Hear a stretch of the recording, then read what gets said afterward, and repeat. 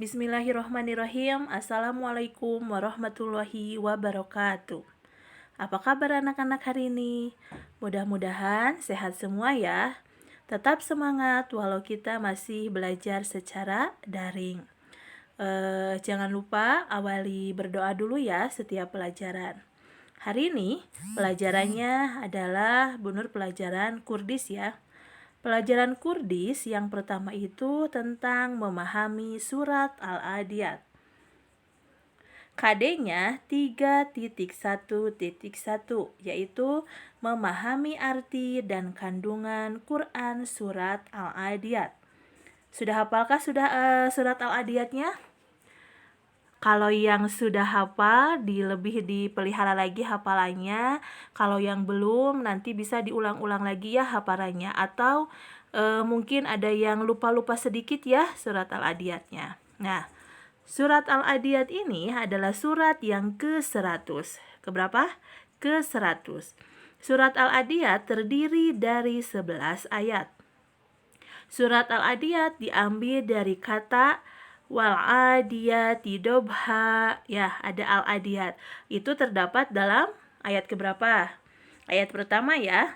Nah, surat Al-Adiyat ini tergolong surat Makkiyah. Berarti kalau surat Makkiyah itu diturunkannya di kota Mekah. Surat Al-Adiyat diturunkan setelah surat Al-Asr. Ya. Walaupun urutannya jauh, tapi ini surat Al-Adiyat ini diturunkannya sesudah surat Al-Asr. Kemudian, surat Al-Adiyat menerangkan hakikat manusia yang cinta terhadap harta dan bakhil. Saking cintanya, makanya jadi bakhil atau pelit ya. Karena cintanya terhadap harta, manusia lupa bahwa segala nikmat yang diterimanya itu adalah karunia dari Allah. Manusia itu mengingkari nikmat yang begitu banyak, bahkan tidak terhingga. Allah mengingatkan hal tersebut dalam surat Al-Adiyat ya. Hasan al-Basri mengatakan bahwa manusia itu terus menghitung-hitung musibah, tapi sebaliknya ia tidak mengingat nikmat dari Allah ya. Jadi yang dihitungnya adalah musibah, tapi tidak diingat nikmat yang Allah berikan kepada kita itu. Isi pokok dari surat Al-Adiyat adalah ancaman Allah kepada manusia yang ingkar dan sangat mencintai harta. Jadi yang diterangkan di surat Al-Adiyat itu yaitu tentang seseorang yang ingkar dan saking mencintai hartanya. Jadi mereka itu menjadi bakhil atau pelit. Kelak mereka akan mendapatkan balasan yang setimpal ketika dibangkitkan dari kubur. Jadi ketika sudah dibangkitkan dari kubur, semua amal perbuatan kita tahu ya, mana yang banyak kebaikannya, mana yang banyak kejelekannya. Dan mereka akan menyaksikan sendiri ketika isi dada mereka ditampakkan. Ya. Berikutnya, pendapat para ulama tentang Allah bersumpah dengan kuda yang berlari kencang ya. Yang pertama, wal adiyati dobha. Kenapa bersumpahnya dengan kuda yang berlari kencang? Yang pertama, para ulama itu berpendapat satu, menggambarkan cepatnya kedatangan kiamat. Jadi, kiamat itu akan datang secara tiba-tiba, laksana serangan mendadak pasukan berkuda di waktu pagi buta, membuat panik, gelagapan, dan tercekap ketakutan. Kemudian, ada yang pendapat yang kedua yaitu menyindir manusia yang tak lebih dari kuda. Meskipun kuda tidak tahu apa-apa, tapi dengan terengah-engah ia mendapatkan ridho tuannya, karena sang tuan yang memberi makan dan memeliharanya. Lalu, kenapa manusia ingkar kepada Allah dan tidak melakukan yang diperintahkannya demi mendapatkan ridho Allah, padahal nikmat yang Allah berikan kepada manusia itu sungguh luar biasa banyaknya ya.